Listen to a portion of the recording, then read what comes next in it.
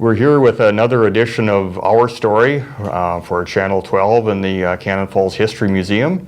I'm here today with Bob Bozier. And again, I'm always remiss if I don't thank Mike Gesme and Dick Mensing for making this look good, doing the camera work, and Mike doing the editing.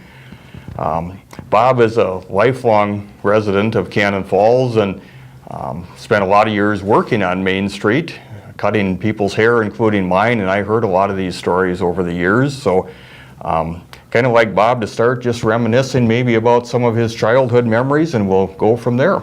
Yeah, well, if it's all right, I'll just start on Main Street, some of the stores that were there when I was a little kid and into my teen years. But I'll start where the Catholic Church is now. Before they built a new church, there was just a little Catholic church on the north end of the property with their parish house right in the middle. And then on the northeast corner was a Shell gas station, Shell oil gas station. I remember some of the owners, Cy Buck and Al Pedersen, were there for quite some time, and then that was all torn down when they built the new Catholic church. Just across the street from that to the north was Al Brown's garage. He worked on cars and stuff like that. And that is now the Cannon Electric Motor, where Kenny Elias has got his business. The next north of that was down in the open hollow there. You could walk down from the sidewalk down to a residence there, the Fred Casa home. He and his family lived there. Fred was a mechanic. He was at the Chevy garage, I know, for a long time. And then just going north from there was, let's see, what was it? Oh yeah, there was the P.O. Carlson residence right on Main Street, and next to that was a Raj Rayburn's little restaurant. It was just kind of a hole in the wall. If you had 20 people in there, I think it was pretty crowded.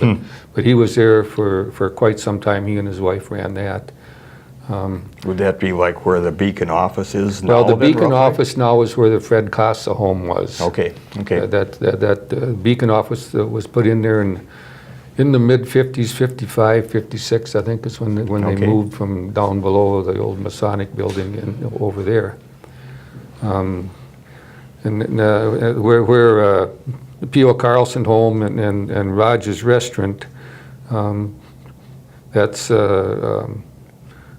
and also the Ford garage was in there at one time too. I remember that. It was the Ford garage first, and then the P.O. Carlson home, and then the Rogers restaurant. That's that open space now that is there between the Beacon and what used to be J.T. Torkelson's hatchery and store and stuff. He sold all this kind of stuff for animals and stuff like that. And then on the other side of that now is Chuggers.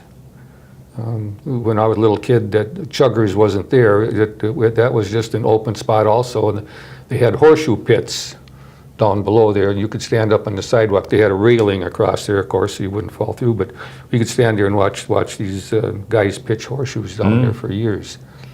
And that's where Chuggers is now. Built, I don't know what year that was built, but and then on the corner was the old Van Kampen store. It was just an old wood frame building that was there for many years. I think he probably sold farm implement stuff. And I heard at one time that you could also send telegraphs from in there. Oh. So that does go back a long ways.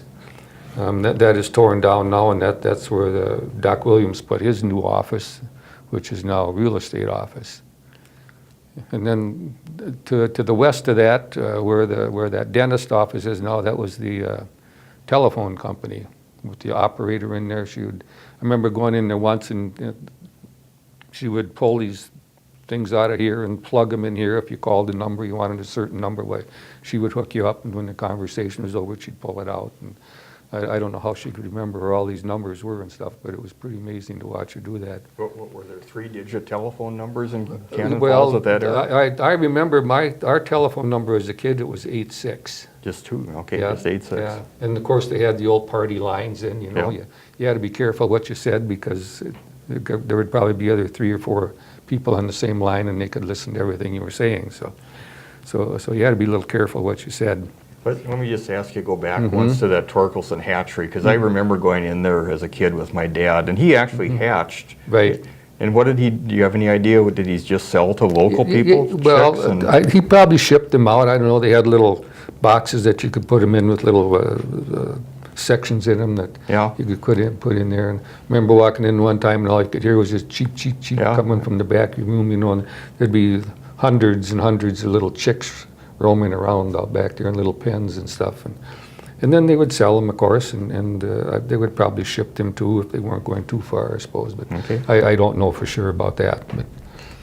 But yeah, and then, well, of course, now the west of where the telephone office was, in later years, that was Homer Peterson's office. Remember Shorty? Sure. We called him Shorty all the time. And then, of course, west of that now was when Bob O'Gorman built his first Red Owl store, and then he added on to that. And when they built a new Econo food store now, why they tore the west section off of Bob O'Gorman's store, and that's the one that's there now is the post office, of course. Post office moved from up on top of the hill where Lindahl Tire is now. That's where the post Right. office was for a long time. Was that just kind of rough land down by the river there where Econo Foods is now then? Yeah, I would think. they had to drive pilings in there so they could put footings and stuff so it wouldn't sink. But I remember seeing that big old hammer there pounding them like big telephone poles, I mean, every time they would pound, it would go down a little farther. Yeah. Till it got finally to some rock or something where they wouldn't pound it any farther, and then they'd cut them poles off and put the foundations in. But and then going across the street from old Van Kampen's building is well, that used to be called the Van Kampen building too. That's the first store I remember being in there was Cardis's grocery store. I mean, you walk in the front door to the right, you'd go to the right, you'd go to a grocery store, you went to the left, it was dry goods and shoes and different things like that. And then I mean, there's the Coast to Coast moved in there for a while, Pete Bodette with the Coast to Coast, and it was a furniture store for a short time, and John's Furniture, if I remember right. And then it was also Barney and Dory Baird had the Pirate. The Cafe Pirate was there, for some yeah. time. Right. Now, of course, it's Cannon Realty, along with Four Seasons Travel that's in there. Yep. And then going next to that would have been Doc Williams' office when I was a kid, until he moved to the new one across the street. And after Doc Williams left there, it was I believe it was Jim and Don Grote had their TV shop in there. And then Del Kuzlik, I think, had a TV shop there for a while, and now it is the chiropractic office. Right.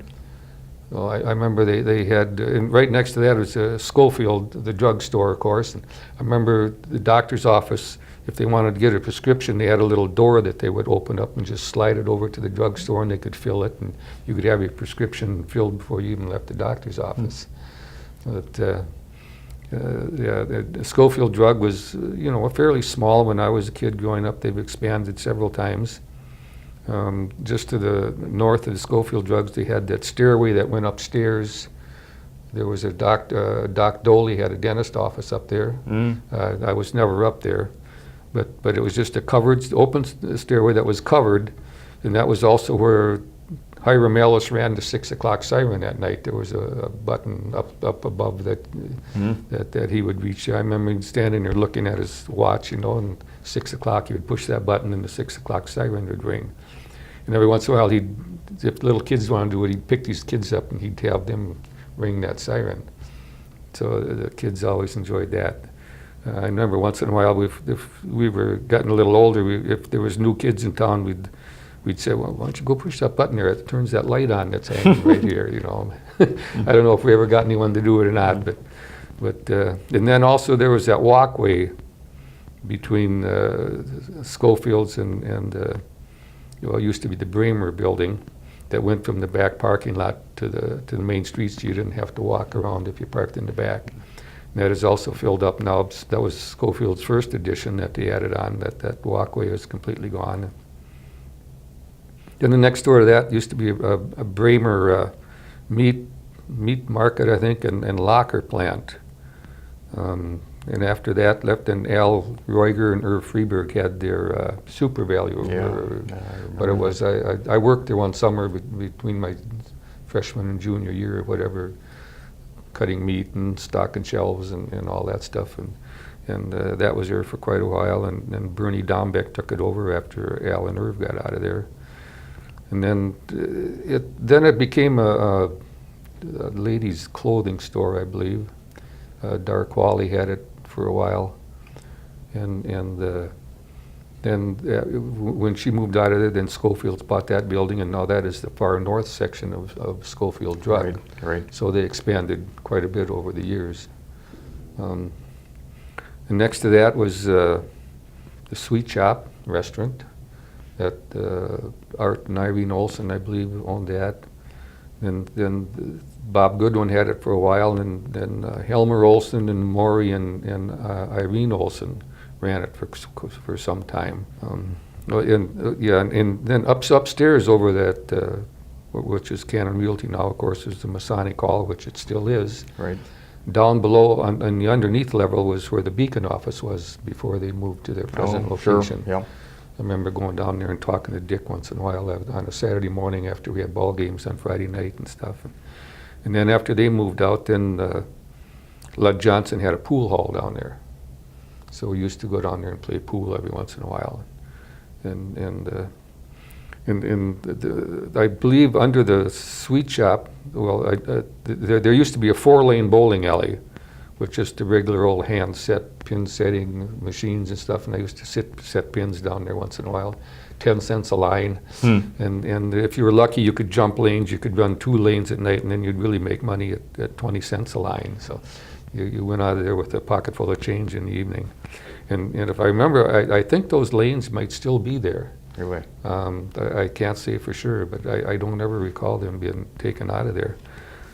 So you set the pins, and how did you get the ball back to them? Well, you had to pick the ball up and just you put it on a little rack, like, and then that rolled down and with enough power to make it all the way back to where they go. And pins, you picked the pins all up by hand and put them in the setters, and then you had to pull them down and they set them. It was quite a process. Yeah. I know if you did 2 lanes in a night, you were pretty tired by the time you got done. Yeah.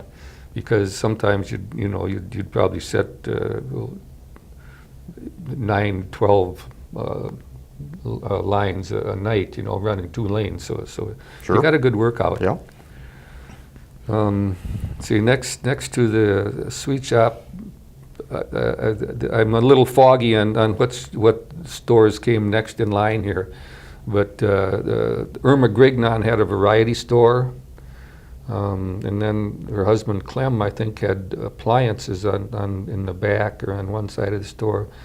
And there was also a jewelry store there at one time, Max Schlater. I don't know if you remember that, when Max Schlater had a jewelry store there. Then Bob Hogue had a meat market, and Don Ferguson took that over after Bob Hogue got out of there.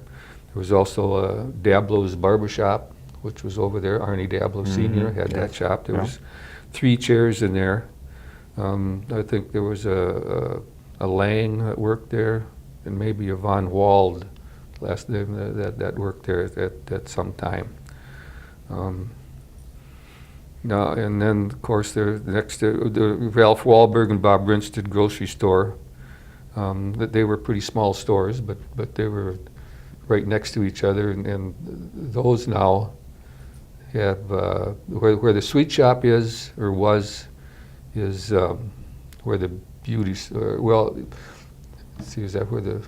No, that's the Flum Insurance Building where the Sweet Shop was. The Flum Insurance Building now, and then where Grignons were, and later that became Leah's Ready to Wear, I believe, at one time. Leatrice Daniels had that. Right. And now that is where the beauty shop is. And then where Ralph Wahlberg, Bob Brinstead, and Dablo's Barber Shop, that had all become part of Elthoff Hardware.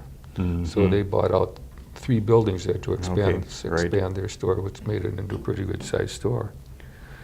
And then next to Althoff's, there was 3 hardware stores right in a row there. There was Althoff's, of course, and then Seam Hardware, and then the Gamble store. The Gamble store bought out the Seam Hardware, and they knocked that wall down to make one store, and that's where Arnie Germstedt has got his store now. Right. So that they all just became one store. And I think at one time, many years ago, there was a liquor establishment along there someplace, a liquor store, but that's pretty vague in my memory. And also the Five and Dime store, I think, was there at one time. Mm-hmm. So, and then you go around the corner. I think at one time above the Germstedt store, I think there was apartments up there at one time where that stairway goes upstairs now, Yeah. up above there. And I have no idea if it's probably just used for storage now, because I looked the other day when I drove by there, and all those windows are all boarded up. Right, So, yes. so I have no idea what is up there. And then, of course, the Chevy garage, which has been there since before my time. It was the Rell Chevrolet. Ed Rell owned it when the Lees bought it out.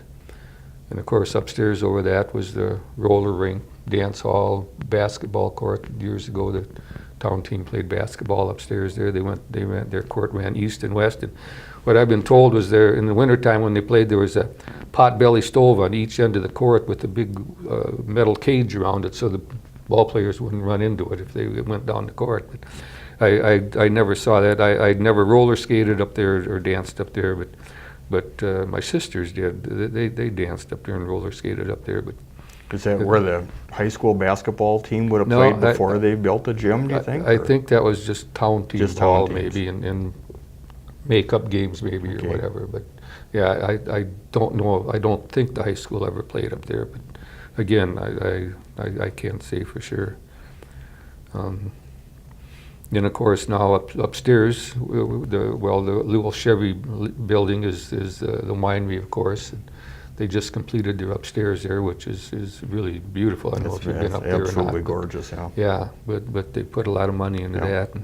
And then across the alley where the Chevy garage had their paint shop and body shop, the winery also owns that now, and that's just used for storage. They've got storage stuff in there. Then across the street from there was Lampert Yards, the first building which was they were going to turn into that fancy restaurant and stuff. That was the lumber shed. I worked there for about a year, stacking lumber in there, picking it up out of railroad cars and driving up there and unloading it in the lumber shed. And then next to that was their office and where they sold smaller items. And then to the east of that there was an old creamery at one time, I believe, and that was just used for storage with a lumber yard where they had their sheetrock and insulation and a lot of stuff like that. Then I don't know in what order these stores came next, but Fred Weedholm had a hatchery. There was Lindahl Tire was there, and there was also a restaurant there at one time. In later years, it was the Dewdrop Inn. Yes, I remember show, that. and- Yeah.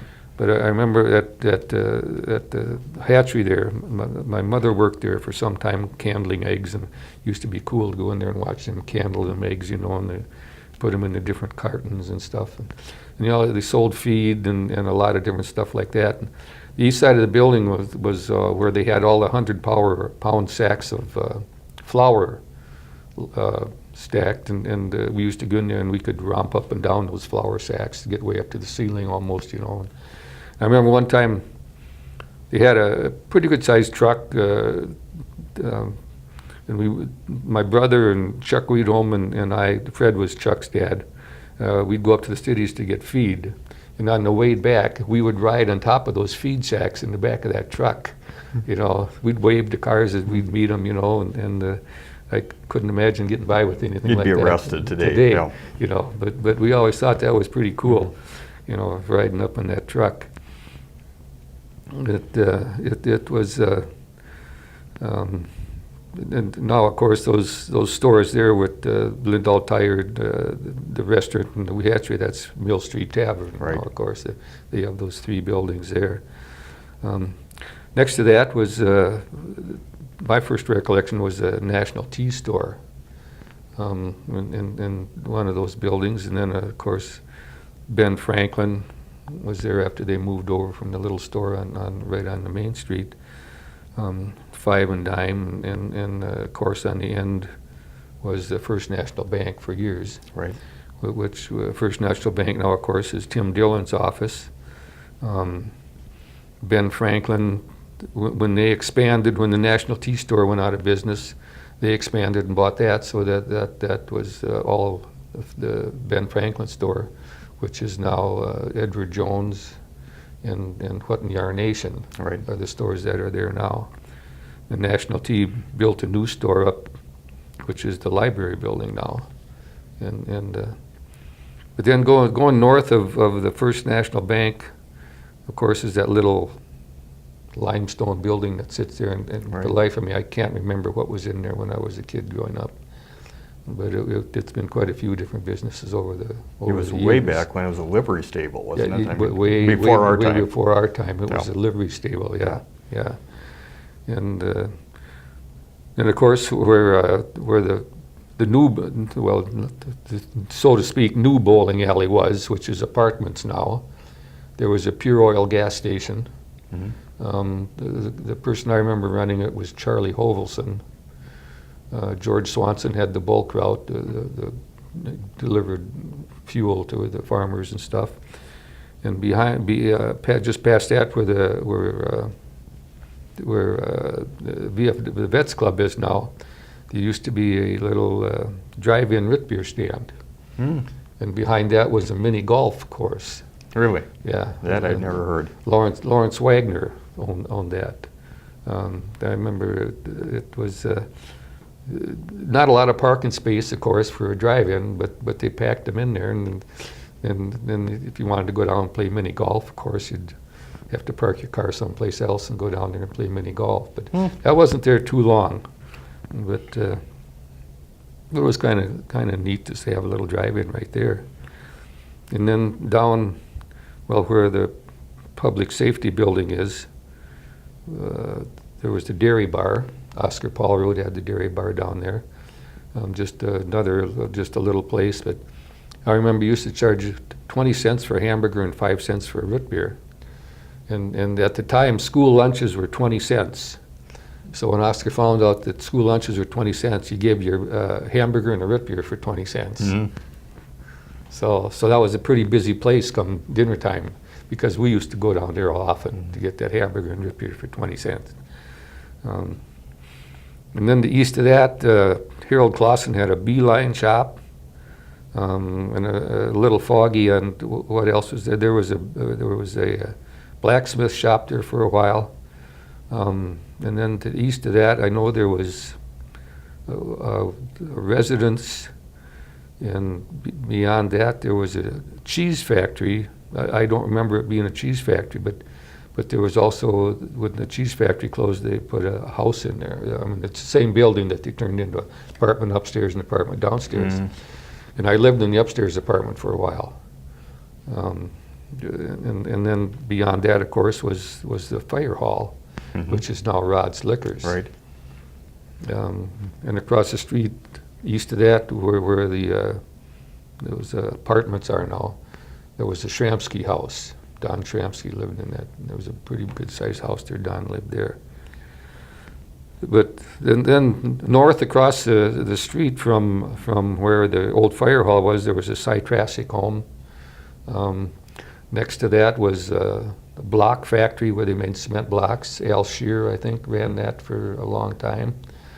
And beyond, on the other side of that was the Beaner Garage, a car repair garage that also sold, remember the old Kaiser Fraser cars? Yeah. They sold Kaiser Fraser cars there.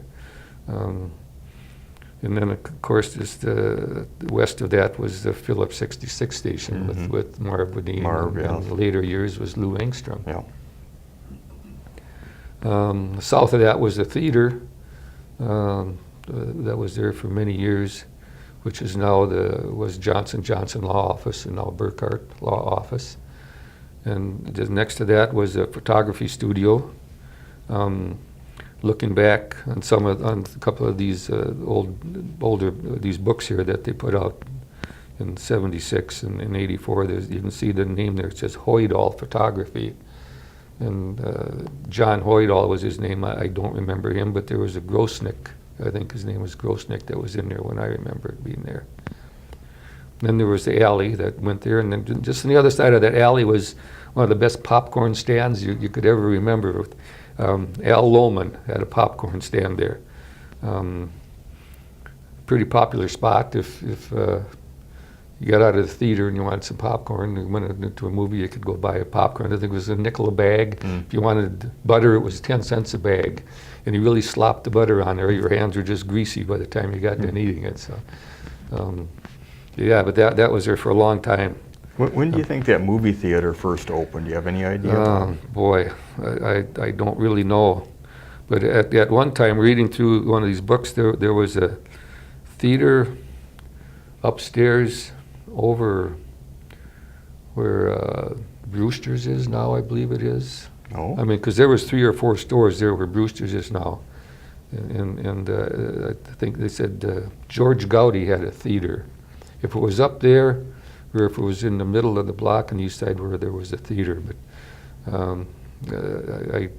I don't recall at all. I just remember reading it in one of these books here. But then just south of that popcorn stand, which is the Cycle America building now, I don't have any recollection of what was in there unless it was part of Lundberg Furniture, because Lundberg Furniture was on the corner there where the video place is now. It was a deep building. It could have been. Yeah. Yeah. And of course, Lundberg Furniture was furniture and also the mortuary, for many, many years. And then east of the mortuary was Chicago Ed. When he first started, Chicago Ed had his jewelry store there. And there was also a men's tailor shop. Charlie Wahlberg, I believe the guy's name was, that did the men's tailor shop there, and which is now Dudley's Pizza. And then east of that was where the library is now, is where they moved a big house out of there, which is one of those houses now that's on 9th Street, just across from the castle, I call it, right there on 19. Yeah. Yes. There's 2 houses in there. One is the old Catholic parish that they moved out, and the other one is this house up there where the National Tea was going to be put in, where the National Tea was put in there, and which is now the library. Correct me if I'm wrong, Bob. I always thought as a kid that was kind of funny, of course, to have the furniture store and the mortuary together. But wasn't that the ambulance service way back when as well? Yeah, that was also the first ambulance service that they had. There's a picture in one of these books here, that first ambulance that they had. It was an old Cadillac, I think. Looking at the picture, it was an old Cadillac. They called it the emergency vehicle at the time. They used it, I don't know if they used it for the hearse and the ambulance and everything, but yeah, it was a pretty good sized car. Probably not a lot of medical technology there, just drove fast, I Most suppose. likely not, yeah. But Clint, Doc Williams, Clint made in many calls, I think, with that thing, picking people up at their houses and stuff. Yeah. Let's see, and then, across from the National Tea, of course, was the first store I remember being in where Nick's Diner is now. Russell, I can't remember his last name, had a electric shop that I've got it written down here someplace. But Russell Duncan had an electric shop in there. And then it was a dry cleaning shop for years after that. And Woody Woodward had a dry cleaning shop there, and then Dwayne Burho took over for him. After that, there was several different plumbing businesses in there, but I can't remember who it was. And then of course, RJ's Barbecue was there. It sat empty for some time. And then RJ Barbecue went in there, and now it's Nick's Diner. let's see, what's in it? Oh, yeah, then down on the corner where there's another beauty shop now, that was the O.E. Anderson clothing store, which after he passed away, his son Harlan took it over. And then John Willie bought that out I remember John. back in the 50s. He bought that. It was Willie Clothing for many years. I remember his motto was, big or small, short or tall, we fit them all. Yeah. And then, of course, next to that was the Kraft clothing store, Seymour Kraft, and his dad, I can't remember what his dad's name was. I don't know if you Sam, I think. Samuel Kraft, that's right, yeah. Samuel Kraft, and then Seymour was there for many years, and that is now the Spring Garden Insurance Building. Right. Next to that was Gergen's Cafe, which they were there for years. Into my teen years, they were there, I think. And they sold it to a Ruth's Cafe for quite a few years. And then there was different stores in there. The last one that being in there was, of course, the Pine and Prince, which now sits empty. And then beyond that, there was several stores lined up there, but at one time there was a liquor store along there, and then when the municipal liquor store was built, he closed that up and put in an Army-Navy store. And that's the store now that is Chicago Ed's. Oh, okay. And then next to that, there was a Coolander Furniture, and I think that was taken over by Gareth Conley Furniture. There was also Doc Johansson had the first chiropractic clinic in town that I remember. That's the first one I ever went to. That was back in the early '60s when he was there, and of course now that's Fit on Fourth, Here on Fourth, and Heaven's Touch, that place. And then on the corner now where Liberty Tax Service is, that was Halling and O'Connor Barbershop. They were there for years. I think I looked it up in one of these books, and I think Halling took that over in the mid-30s or something like that. So he was there for many years, but then Glenn Schultz and Ray Wynn were in there. And that is now, say, Liberty Tax Service. Across the alley from that, my first recollection is a red and white grocery store. I think if the bakery moved in there along with the grocery store for a while before the grocery store moved out, I don't know, but that's where the bakery is now. And next to that, where the bakery coffee shop is now, is the Coast to Coast store. Ed Sauer had the Coast to Coast store there for many years, and then Pete Bodette bought him out before he moved over across the street to where the real estate office is now. And that is now the coffee shop of the bakery. Right. And of course, next to that was a Security State Bank. And also Doc Hellickson had a dentist office in that. I know if you go by there and you look on the south side of well, let's say Schaefer's Antiques now, there was a door that's closed up, and that's where you went into Doc Hellickson's dentist office. Just a little place. Okay. Yeah, and of course Schaefer's Antique has been in there now for years. Of course, the Security State Bank was there for a long time. And next to that was a bus depot cafe. Bob Goodman owned that for quite a few years. Clarence Miller, I think, bought him out, unless there was someone in between there. And then that was the Sears catalog store for some time. Yes. And after that was the Ward's catalog store, and which is now it's Amy's Savvy Seconds. And there was a secondhand clothing store before Amy's Savvy Seconds was in there also. So there's been quite a few businesses in there since over the years. And of course, in the corner building was the old Westerson Westerson building that at one time, way before my time, it was a restaurant. The first thing I remember being in there was a millinery shop, women's hats and dresses. And I remember walking by there, looking in those windows and seeing all those head mannequins with all the different hats on it and stuff. And then after that, it was Bud Strack, Marv Cleveland, I think it was, had a real estate office in there for a while. And then after that, it was, well, of course, Darrell bought that building in the 66, I think it was. 66, I came down and started cutting hair with Darrell in the basement under the Doc Williams building. We were just there for 2 weeks.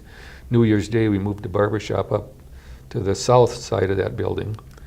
And on the north side was there was a beauty shop in there for quite some time. I could always tell when they were giving permanence because we had one furnace for both buildings, and it would just suck that air in there and give us that putrid, if you could say, permanent smell. And then after that, it was the insurance office. Dunker's had his insurance office there for a long time, and now after that, of course, and now it's a chamber office, which has been there for quite some time. And then I had the barber shop there we moved up New Year's Day, 1967. We moved the barber shop up there, and I was there until the last day of December of 2007, when I moved out, and John Anderson took it over as an insurance office for a time. And now there's another barber shop back in there, because I moved over across the street where the Torkelson had his building for a short time. And then going up east of there, where Dave's TV is now, that little wooden building, there was a shoe repair shop in there. The guy's name was Werner Hadeen. I remember him, and then after that it was Don Bueling. I don't know if you remember that Bueling. I remember that name. Yeah, yes. Yeah, he had a shoe repair shop there. And then for a while it was just someone lived in there until Dave bought it and moved his TV shop in there. And of course, next to that was, there was the Falls Hotel. Remember that big brick, stone limestone building that was the Falls Hotel for so many years? And then past that was the coal garage, motor garage, where they sold Plymouth DeSotos and did car repair there. And next to that was the Mueller feed store, and after he sold out, there was some Collins bought it, and it was a produce store. Those buildings now are all tore down. They tore the old Falls House down in 1967, put in the laundromat, which is there today, and then the other ones that were tore down, of course, is the First National Bank now. Paul Bringold bought it and put the new First National Bank in there. That Falls Hotel was quite a building, but it had really gone into disrepair. Yeah, I remember I had an aunt and uncle that lived in there for a while, and they lived on the bottom floor, and then I had an uncle that lived there for many years. And I was up in the top floor once. I don't recall how many rooms were there, but there was one bathroom at the end of the hall that everyone used. One bathroom for, I don't know if there was 4 or 5, 6 rooms up there, I don't recall. So you had to take your turn, I suppose, at times. But yeah, and that was a good, heavy limestone building. It took something to tear it down. But a lot of people were sad to see it go because it was quite a landmark, at the time. I guess before that was there, they had an old wood frame building that was called the Falls House. They tore that down, and then they put all the limestone was quarried out of the Lime Kiln Hill to build that. Then across the street from there, at one time it was called Platt House. It was a hotel also, just an old wood frame building. Bill Norris bought that property in the 40s, I guess, and tore that down, and that's where the John Deere implement was for many years before he moved out south of town. And then the post office moved up there, and were there for quite a years, and then of course they moved down to the old Red All building, and then Lindahl Tire moved up there. Going back to Lindahl Tire, that old store they had down there on Mill Street, you know, it's just a little hole in the wall, so to speak. But I remember them laying out on middle of the street in the middle of winter in the snow and stuff, crawling under cars and changing tires and you know, today you couldn't get anyone to do that. Yeah. You know, but yeah, so Lindahl Tire's been there now for quite a few years, run by Kurt Karlstrom, of course. Then going west for there, it's a little hazy of what's there. I think where Ron Freeberg has his insurance office now, there was a Swanson Plumbing, I think, was in there that was one a plumbing time. store, yeah. And then after that, there was a Hoppin Plumbing. Bob Hoppin, that was in yep. there. And like I say, now that's Ron Freeberg's insurance building. And I think there's an apartment upstairs over that someone lives. Next to that, of course, there is a residence upstairs in the downstairs apartment. And then down there where Keith Myers has got his office and the open space next to that. One of those spots was a Johnston feed store.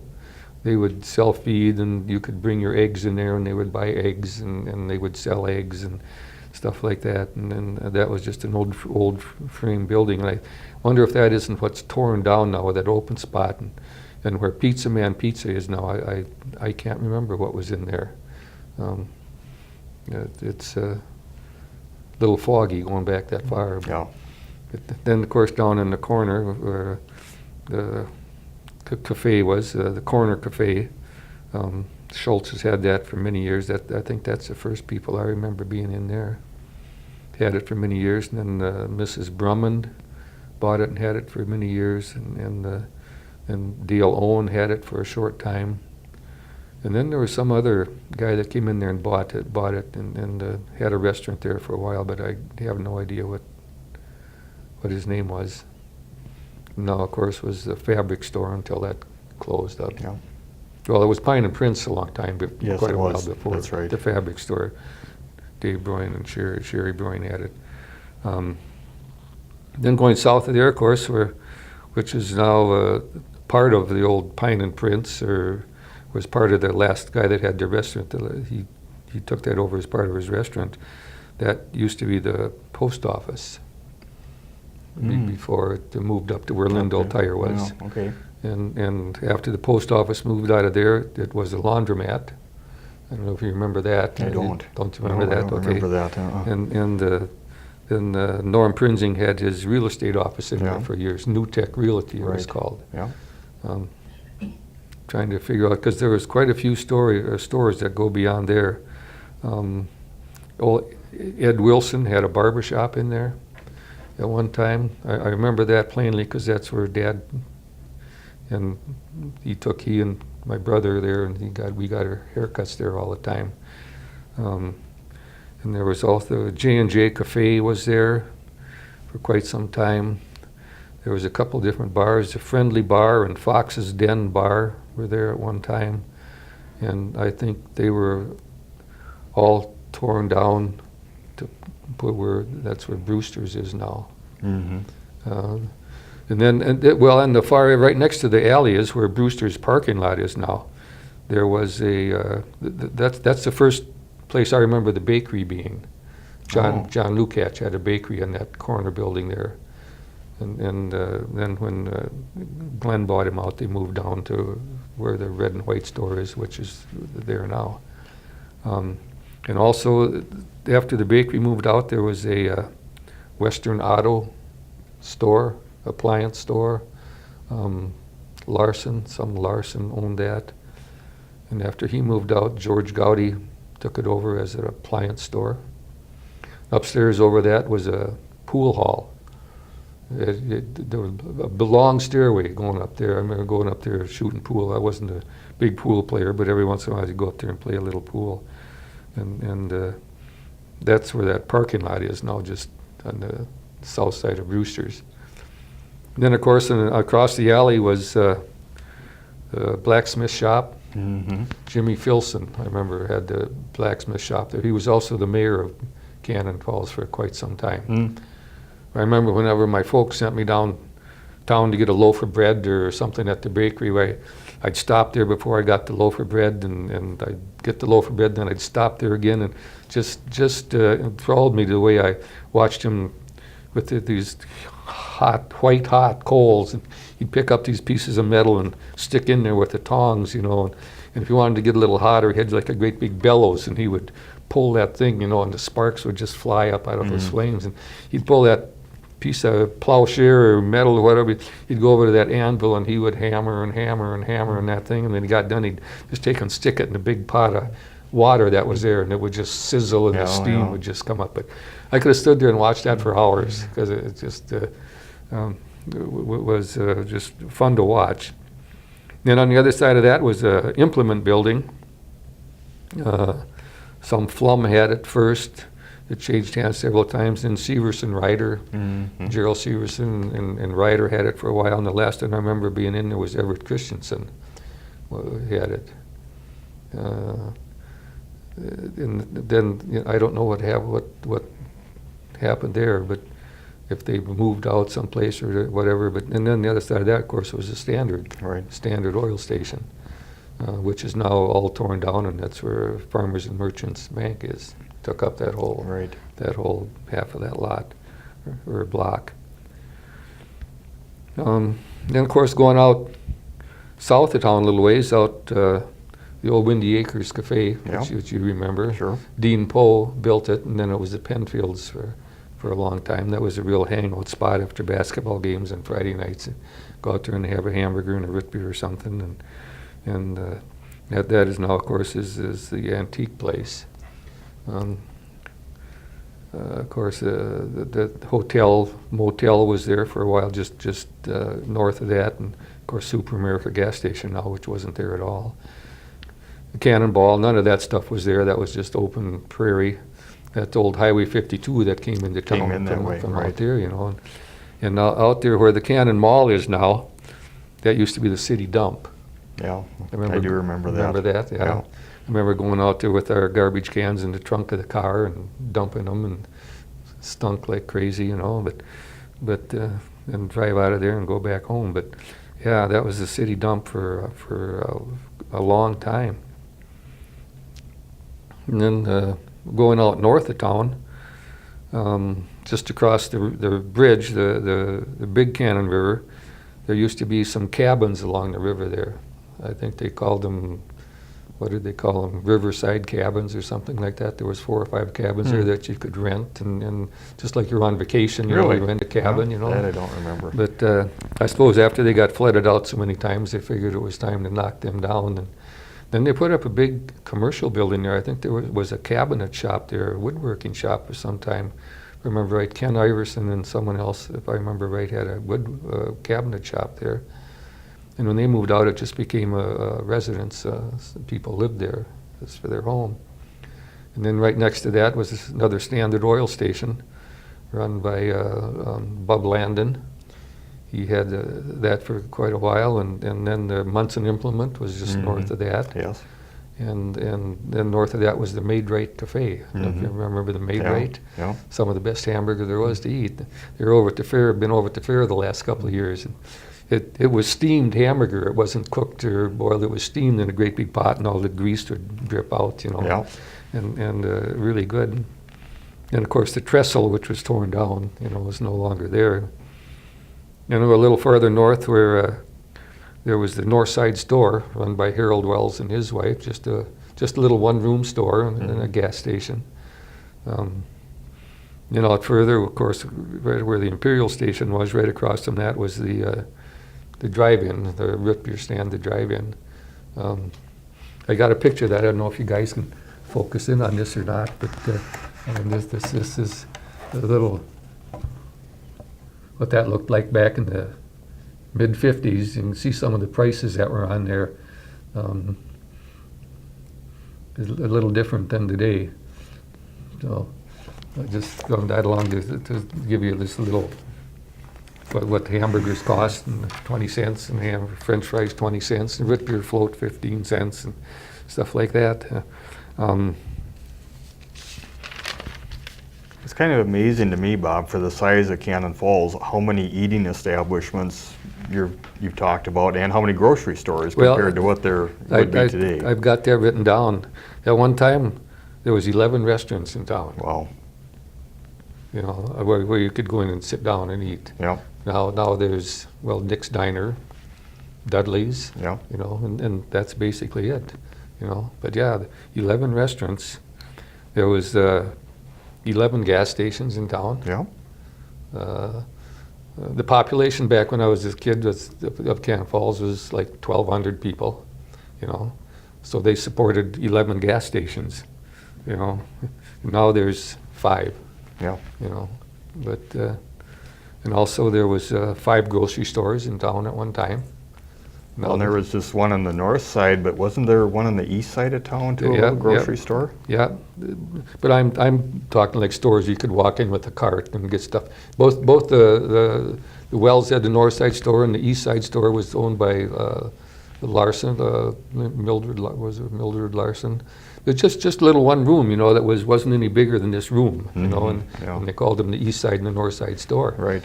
But a lot of times we made trips up to the east side store with our 20 cents. You know, you could buy 5 candy bars or 4 candy bars, you know, for 20 cents, or these little Twinkies or whatever, you know, and sometimes Twinkies and a candy bar was our dinner for 20 cents. Yeah. You know? Yeah. But yeah, when I was a kid growing up, there was 6 churches in town. Now there's 12. Yeah. That's not counting, you know, like Boser or Wong and Prairie. I mean, Just the ones in the city itself. that were right in town. You know, Right. 12 of them now.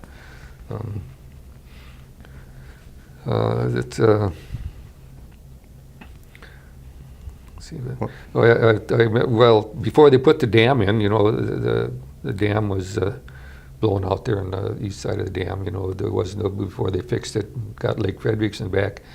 Our skating rink was down, they flooded the northeast section of the ball field, and that was our skating rink for quite a few years.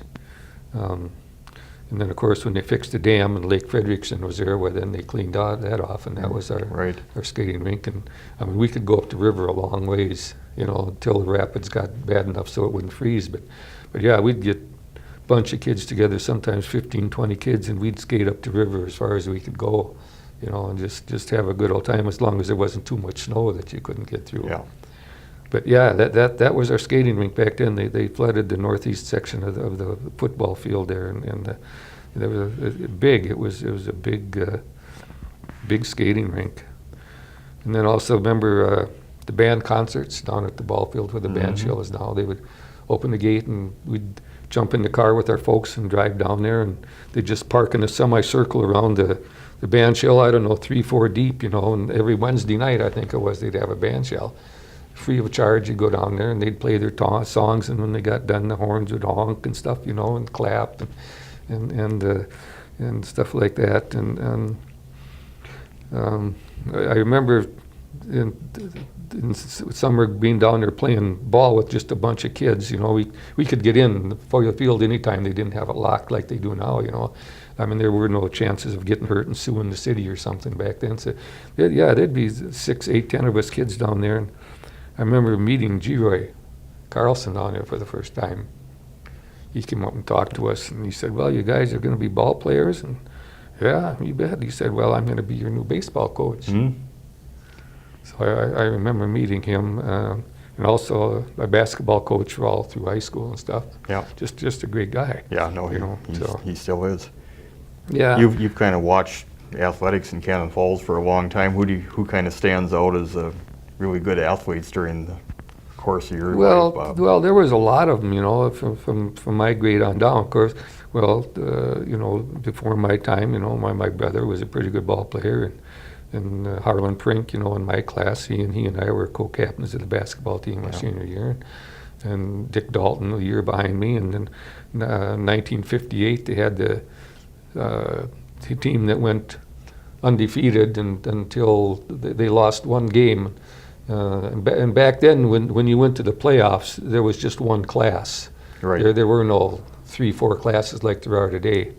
And I remember Cannon had to play Northfield to go on, and there was a couple of kids from Cannon that were kind of sick that night. I remember there was Charlie Olson, Don Hagen, Mickey Olson, Willie Daniels, Dave Langsdorff, Al Eckloff were some of the guys that were on that team.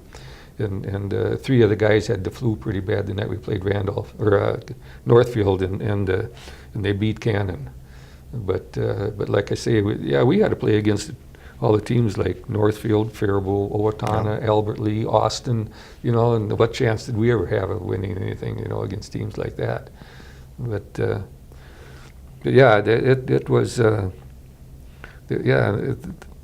were a lot of good athletes over the years, but there was just, it brings back a lot of memories. Yeah, you kind of, I suppose you were involved or watched the town ball teams when they were really that's good. That's what I got written down here. Remember the baseball fields down there being absolutely packed on a Sunday afternoon when in the 50-51 when the Bears went to the state. They won the state championship. I think it was 51, I think. It could have been 52, but I think it was 51. Some of the ball players back then, of course, were G. Roy and John Birch, George Gowdy, Bob Pago, Gail Mayo, of course, came down, Kelly Roth, Doc Burby, Jack Burby was a doctor in town. He played with them.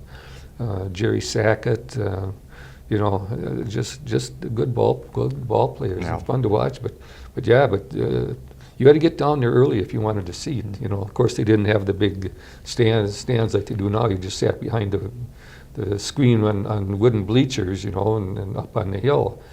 But I remember the crowds were really something. One of the biggest rivalries they ever had was against West St. Paul. They had a manager, his name was Barger, I remember that, and here, of course, it was Dick McCardle, and that was one of the biggest games of the year when we played those guys. Just good ball teams. Then of course we had two town teams at one time, the Bears and the Cubs, and they were both pretty good. Several years they'd played each other, and the Bears were always expected to win because they had the seasoned ball players, But remember one year the Cubs beat the Bears, and that didn't go over too big with some people, but but that's the way it was. I barely remember at one time there was a ball diamond out at the fairgrounds. Oh. It was out between the infield where the track is now. I remember going out there and watching a game. I never played out there. I was pretty young at the time, but a lot of people don't ever remember there being a ball diamond out there. I didn't know that. But I remember the vets housing that used to be up on the west side where the hospital is now. Mm-hmm. They were like, I remember it being basically 10 shacks. They were long. There was two families that lived in each one. They were just split in half. I don't know if there were 6 or 8 of those up there where they just called them the vets housing. Okay. Way before Highway 52 went by there, you could drive up there and, it was just wide open spaces back then. Paradise Plain was to the north of there, which is now all houses. It was just grass fields and stuff, But why don't you talk a little bit about your working years, Bob? I know you worked in the bakery business for a while before you decided to become a barber. Yeah. Well, I started working at the bakery in 1958, I think it was, for Glenn Molstrom, and then Gerald Hughesby, his brother-in-law, bought in with him, and I worked there for 8 and a half, 9 years. Absolutely loved the work. When I first started working there, I didn't have to be to work till 6 o'clock, which wasn't too bad, but the more stuff you learned, the earlier you had to go in, and so then it was got to be 1 o'clock. Even on a Friday night, we'd go in sometimes at 11 o'clock and work for 12 hours sometimes on the busy days, like for Easter or Christmas or something like that. We'd put in a lot of hours. And like I say, absolutely loved to work, but after a while the hours more or less got to me. So that's when I went to barber school, and my first barber job was up in Burnsville. I worked there for about 7 months. before Darrell asked me if I wanted to come down and go in with him because he was getting too busy for just a one-man shop.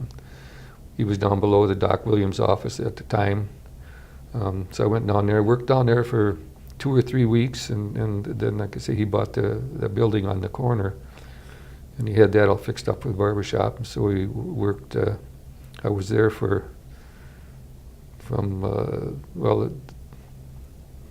we moved up there January, New Year's Day of '67, we moved up there. And I was there until the last day of December of 2006. So it was 40 years. 41 yeah. years, Yeah. 40 and a half years there. And then Darrell wanted to have an office building in there so I moved over to where the J.T. Torkelson building was. That was an antique shop, and they closed that up, so I just went in there. And after a while, after 41 years, I just felt, well, my legs are getting tired. And it's time to quit. 41 years to the day, I had cut hair. And now after 6 years off, I had a lot of people calling me, asking me to cut their hair, so I just went back again for another, down on where here on 4th was, where Barb Peters was gracious enough to let me come in there in a day and a half when she wasn't there. And so I was there for 14 months, and my heart wasn't in it anymore. So Monday night would come, and I think, geez, I got to go to work tomorrow. And so at the end of June, the barbershop license expired, and I just didn't renew it. So after 42 plus years of cutting hair, I just had had enough. Yeah. Do you ever try to estimate how many haircuts you'd given in that time? Almost impossible. I'm sure. Almost impossible to do. I know when Caroline was the barber down the street when she was killed in that car accident, and I was all by myself, I just couldn't cut enough hair in a day. I mean, I was cutting 34, 36 heads of hair in a day, and working into my dinner hour and working overtime at night, and it just got to the point my legs couldn't take it anymore. So I mean, it was good to me. It's not a job that I got rich on, but like I've always said, if you could buy some of the stuff you want instead of what you need, you shouldn't complain. Yeah. So. And you got to meet some real characters over the years, I'm sure. Yeah, I got to meet some real characters. I don't want to mention any names, but sometimes someone would come in there with quite a load on, and could hardly find their way to the barber chair, and when they get out of the barber chair, they'd almost fall on their face. This town had its share of characters, like every town has, but yeah, it was, I just had enough, and then after I retired from there, I got to know Vincent, the winemaker at the winery, and I cut his hair, and so I started working at the winery, just part-time bottling wine, and after a while, the fellow that was there was having had to fly around he was a Rocky vet, and he had to fly around, take care of some things, and so I started working full-time there with Vincent for about 2.5, 3 years, and it was just a lot of fun. I got to know more about, before I started working there, what I knew about wine was there was red wine and white wine. And now I've learned quite a bit about wine, but I still work there part-time. As a matter of fact, I'm going in there tomorrow to bottle wine, start bottling at 8, and we'll probably go most of the day. Yeah. So I still have that to fall back on for a part-time job. Yeah. And as long as I can find stuff to keep busy, I'm fine. But wintertime, sometimes it's a little hard to find enough things to keep you busy, but you get through the day.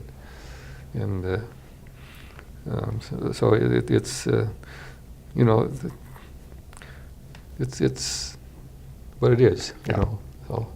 Well, I sure appreciate your taking time to do this, Bob, because I knew I've heard a few of these stories, but I knew you had a lot of them, and you've got a better memory than most people of where things were. I don't remember those. That's kind of fascinating to have that chronology. So 20 years ago, cutting hair, you hear a lot of stories from the old timers that came in back then. Right. If I'd have written down every joke I've heard, I could have had 10 volumes by now. Yeah.